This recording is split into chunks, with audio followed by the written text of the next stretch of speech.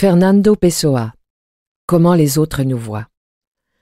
Après Chronique de la vie qui passe, le présent volume vient compléter l'édition des proses publiées du vivant de Pessoa, telles qu'elles avaient été présentées au public français dès 1987 par José Blanco, l'un des meilleurs spécialistes du grand auteur portugais. De même que le sachant ou l'ignorant, nous avons tous une métaphysique, de même, le sachant ou l'ignorant, nous avons tous une morale.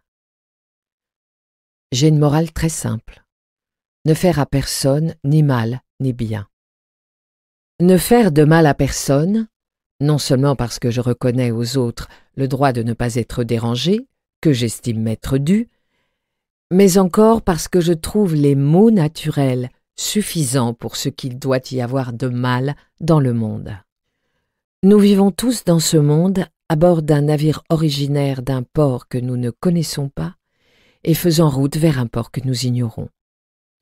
Nous devons avoir les uns pour les autres une amabilité de voyageurs. Ne pas faire de bien, parce que je ne sais pas ce qu'est le bien, ni si je le fais quand je pense le faire. Est-ce que je sais de quel mot je suis la source lorsque j'éduque ou instruis? Dans le doute, je m'abstiens. Et en outre, je trouve qu'aider ou expliquer revient d'une certaine façon à faire le mal d'intervenir dans la vie d'autrui. La bonté est un caprice du tempérament.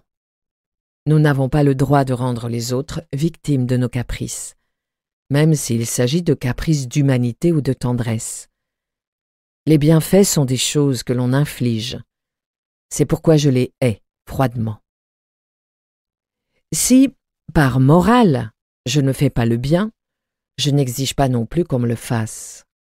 Quand je tombe malade, ce qui me pèse le plus est d'obliger quelqu'un à me soigner, chose qu'il me répugnerait de rendre. Je n'ai jamais rendu visite à un ami malade. Chaque fois qu'étant malade, j'ai reçu des visites, j'ai éprouvé chacune d'elles comme un dérangement, une insulte, une violation injustifiable de mon intimité décisive. Je n'aime pas que l'on me donne des choses. Il semble que l'on veuille de la sorte m'obliger à en donner aussi, aux mêmes personnes ou à d'autres, peu importe. Je suis éminemment sociable d'une façon éminemment négative. Je suis l'inoffensivité incarnée. Mais je ne suis rien d'autre. Je ne veux être rien d'autre. Je ne peux être rien d'autre.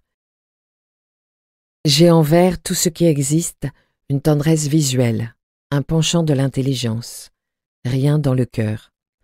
Je n'ai foi en rien, espoir en rien, pitié pour rien. Je hais jusqu'à la nausée et l'effroi les sincères de toutes les sincérités, les mystiques de tous les mysticismes, ou mieux encore, les sincérités de tous les sincères et les mysticismes de tous les mystiques.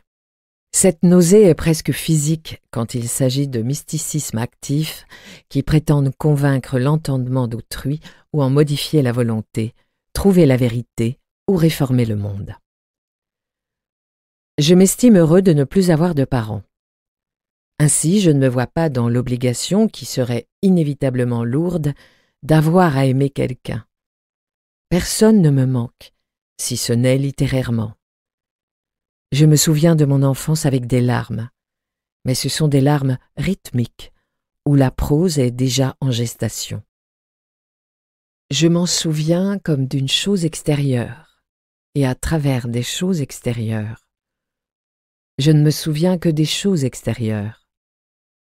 Ce n'est pas la tranquillité des veillées provinciales qui m'attendrit dans l'enfance que j'ai passée en elle.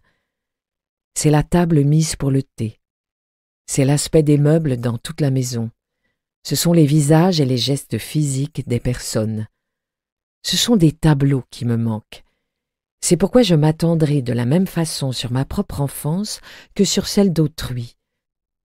Toutes deux sont dans le passé dont je ne sais pas ce qu'il est. Des phénomènes purement visuels que je perçois avec une sensibilité littéraire. Je m'attendris, certes, mais ce n'est pas parce que je me souviens, c'est parce que je vois.